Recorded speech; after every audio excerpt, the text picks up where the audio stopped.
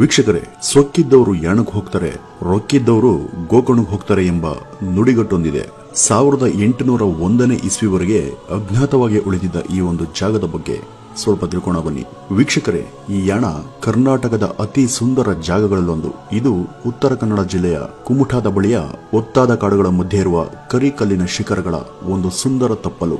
ಇದನ್ನ ಪಶ್ಚಿಮ ಘಟ್ಟಗಳ ಕಿರೀಟ ಅಂತ ಕರೀತಾರೆ. ಈ ಯಾಣ ಜಗತ್ತಿನ ಅತ್ಯಂತ ತೇವಭರಿತ ಪ್ರದೇಶಗಳಲ್ಲಿ ಇದು ಕೂಡ ಒಂದು. ಮತ್ತೆ ಕರ್ನಾಟಕದ ಅತ್ಯಂತ ಸ್ವಚ್ಛ ಪ್ರದೇಶ ಹಾಗೂ ಭಾರತದಲ್ಲಿ 2ನೇ ಅತ್ಯಂತ ಸ್ವಚ್ಛವಾದ ಹಳ್ಳಿ ಅಂತ ಹೆಸರಾಗಿದೆ. ವೀಕ್ಷಕರೇ, ನೀವು ಕುಮಟಾಕ್ ಬಂದು 31 ಕಿಲೋಮೀಟರ್ ಉತ್ತರ ಈಶಾನ್ಯಕ್ಕೆ ಬಂದ್ರೆ ದಟ್ಟವಾದ ಕಾಡಿನ ಮಧ್ಯೆ ತಲೆ ಎತ್ತಿ ನಿಂತಿರುವ 2 ಬೃಹತ್ ಕ್ರಿಸ್ಟಲ್ ಕಲ್ಲಿನ ಶಿಖರಗಳ ಸಾಲು ಕಾಣಿಸುತ್ತೆ. ಆ ಒಂದು ತಾಣವೇ ಯಾಣ. ಒಂದು ಬೃಹತ್ ಭೈರವೇಶ್ವರ ಶಿಖರ ಹಾಗೂ ಇನ್ನೊಂದು ಮೋಹಿನಿ ಶಿಖರ. ಭೈರವೇಶ್ವರ ಶಿಖರ ಸುಮಾರು 120 ಮೀಟರ್ಗಳಷ್ಟು ಎತ್ತರ ಇದೆ. ಇನ್ನು ಮೋಹಿನಿ ಶಿಖರ 90 ಮೀಟರ್ಗಳಷ್ಟು ಎತ್ತರ ಇದೆ. ಇವುಗಳಿಂದ ಕೊಂಚ ದೂರದಲ್ಲಿ ಅಘನಾಶಿನಿ ನದಿಯ ಹಿನ್ನೀರಿನ ಜಲಪಾತ ಹೊಂದಿದೆ. ಈ ಯಾಣ ತನ್ನ ಧಾರ್ಮಿಕ ಹಾಗೂ ಸಾಂಸ್ಕೃತಿಕ ಭವ್ಯತೆಗೆ ಹೆಸರಾಗಿದೆ. ಈ ಒಂದು ಜಾಗದ ಪೌರಾಣಿಕ ಹಿನ್ನೆಲೆಯನ್ನ ಅವಲೋಕಿಸುವುದಾದರೆ, ಭಸ್ಮಾಸುರ ಮಹಾವಿಷ್ಣುವಿನ ಕುರಿತು ತಪಸ್ಸು ಮಾಡಿ ತಾನು ಯಾರ ತಲೆ ಮೇಲೆ ಕೈ ಇಡ್ತೀನೋ ಅವರು ಸುಟ್ಟು ಭಸ್ಮವಾಗಬೇಕು ಅಂತ ಕೇಳ್ಕೊಂಡಾಗ ವಿಷ್ಣು ತಥಾಸ್ತು ಅಂತ ಹೇಳ್ತಾನೆ.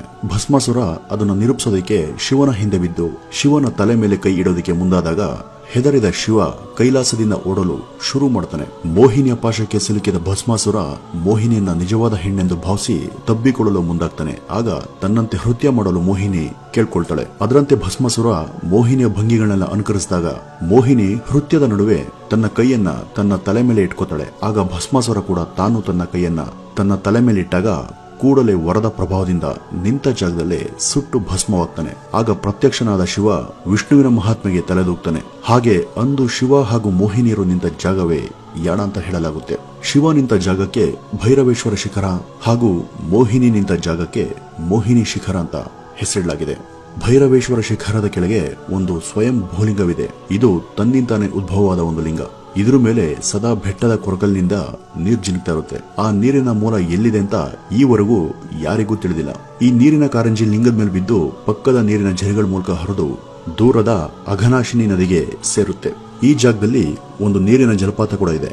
ಹಾಗೆ ಈ ಒಂದು ಜಾಗ ಸುಮಾರು 1801ನೇ ಇಸ್ವಿವರೆಗೂ ಅಜ್ಞಾತವಾಗಿ ಉಳಿದಿತ್ತು. ಫ್ರಾನ್ಸಿಸ್ ಹ್ಯಾಮಿಲ್ಟನ್ ಎಂಬ ಒಬ್ಬ ಬ್ರಿಟಿಷ್ ಅಧಿಕಾರಿ ಈ ಜಾಗದ ಸೈಟ್ ನ ಸರ್ವೆ ಮಾಡಲು ಬಂದಾಗ ಅವನ ಕಣ್ಣಿಗೆ ಈ ಒಂದು ಶಿಖರಗಳು ಬಿದ್ದಿದ್ವು. ಆತ ಬ್ರಿಟಿಷ್ ಈಸ್ಟ್ ಇಂಡಿಯಾ ಕಂಪನಿಯಲ್ಲಿ ಸರ್ವೆ ಅಧಿಕಾರಿಯಾಗಿದ್ದವನು. ಅವನ ವರದಿಗಳ ಪ್ರಕಾರ ಆಗ ಇಲ್ಲೆಲ್ಲ ಜನವಸತಿ ಇದ್ದು ಸುಮಾರು 10,000 ಜನ ಯಾಣದ ಸುತ್ತಮುತ್ತ ವಾಸ ಮಾಡ್ತಾ ಅಂತ ಹೇಳಲಾಗುತ್ತೆ.